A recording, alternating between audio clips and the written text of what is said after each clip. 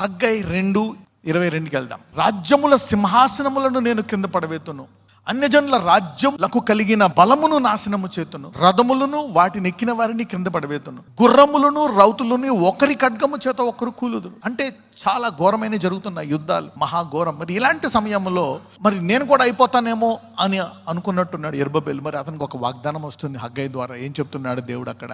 నా సేవకుడు వగు షయల్తీయుల కుమారుడు అయిన యెరుబ్బయలు, నేను నిన్ను ఏర్పరచుకున్నాను గనుక ఆ దినమున నేను నిన్ను తీసుకుని, ఏ దినమున గొడవలు అయిపోయి మనిషి బతుకుతాడా లేదా ఇబ్బందులు పడి అంతా రభస జరుగుతున్నటువంటి ఆ సమయంలో నిన్ను ఒక ముద్రయుంగరముగా చేతును.